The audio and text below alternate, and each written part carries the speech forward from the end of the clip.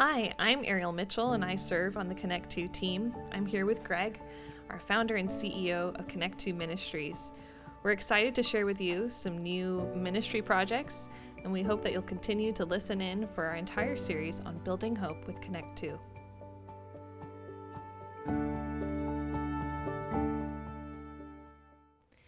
Greg, for those who are newer to the ministry or who may not be aware, how did Connect 2 Ministries get its start? Ariel, I've been involved in church ministry for a long time.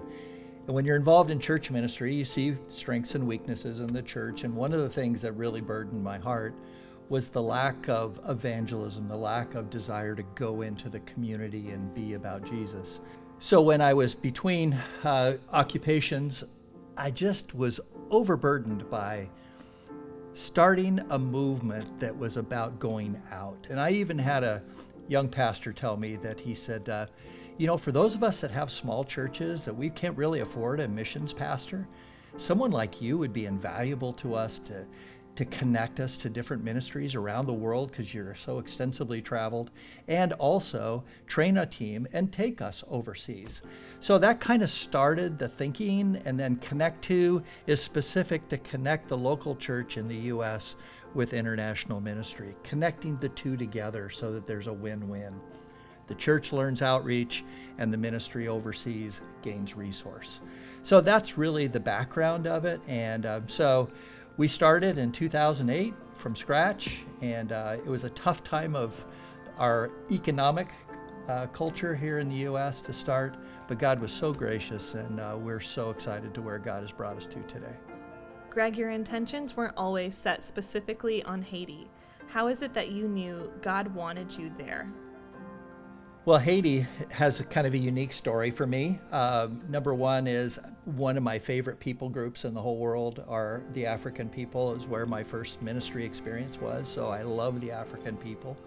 But probably more than that, backing up a little bit, in 2008 when we started, the economy was way down, and I was asking churches, where would you like to go? Well, if they wanted to go to Africa, by the time we put up a budget for that, or India or wherever, it was super expensive because the economy was so bad, and it was really hard for churches to come up with funds for that. So we started thinking about, because I had been to India and had been around, and so I took a team to Haiti just to see what God would do there. And we were in Haiti, and we left on January 8th. The earthquake was 2 days later. And it was tragic. And because I've been a first responder with the Red Cross, I immediately went back, and my heart broke for the amount of need that was there. And so I began presenting to churches, you can go to Africa on an island for half the price of what you can actually go to Africa for. And the needs were so expansive. We lost 300,000 people in that earthquake, and the churches were destroyed. The needs were phenomenal. And so that really captured my heart, but it also captured so much attention of the church at that time that really became our focus. Greg, when you first got started in Haiti, you were working with a lot of pastors. You came to meet Puis. What is it that led you to meet him, and how you knew that he was the one you wanted to really pursue doing ministry with in Haiti? It was hard to find some place to stay in Port-au-Prince because the whole place was blown up. But we did find a church there that had the facility for us. And Pastor Eddie was a pretty well-known guy in the Christian community, so he seemed to be a great place to gather information, because when you go into a situation like that, it's overwhelming the amount of needs. So the very first thing we did is I asked Pastor Eddie, invite all your pastor friends, and let's evaluate what we can do to help the church, because we knew the church had to be the answer to the healing of the people. And Pastor Eddie got kind of busy with doing some other stuff. Well, one of his employees worked as dean of students at his school, and his name was Pastor Puis. And so when he got real busy, he said, hey, Pas, why don't you go with Greg and you can help him find churches that need help and ministries that way. So we just began traveling together. And every time, God just kept knitting our hearts. And I saw a man who was incredibly hungry to understand church. He was kind of a part-time pastor, but mainly he was a dean of students. And I saw this hunger to understand ministry in a different light. So we talked ministry all the time, no matter where we were. And I just saw his excitement grow, his new vision grow, and saw a man who was just super excited about doing church differently. As you and Pastor Puis went around the community, how did you start assessing what the needs would be and how that would dictate what other buildings after the church would be needed on the compound?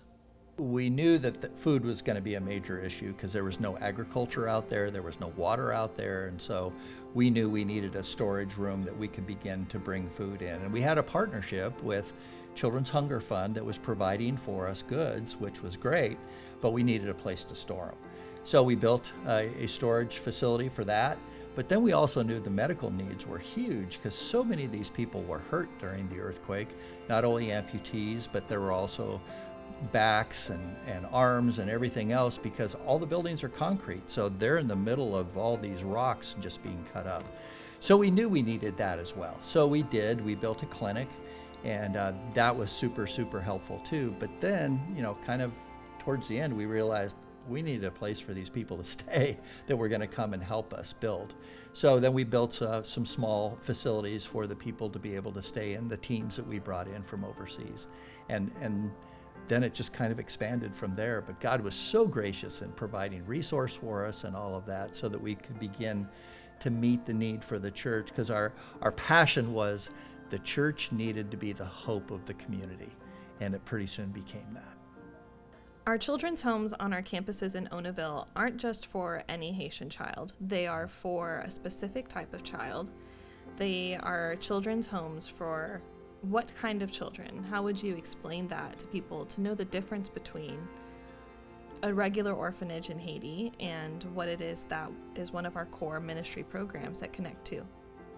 As we continue to learn the culture in Haiti, which is so important to be able to understand how you take the gospel and put it in such a way that is best understood. They're a story culture, so they like stories, and so we started working on how to present the gospel the clearest.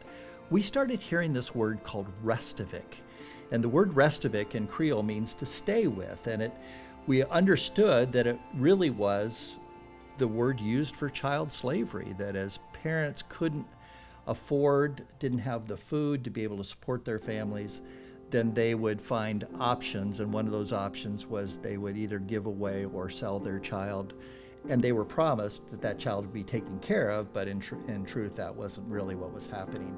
So we started finding out there's 300,000 Restavik children and no one was doing anything about it, and we just figured we got to do something. So we began looking out for that. So the children's homes became a place for our Restavik children once they were rescued from the city. Thank you for taking the time today to listen to our video series on building hope with Connect 2. Be sure to follow along for the entire project by subscribing to our social media channels and our blog.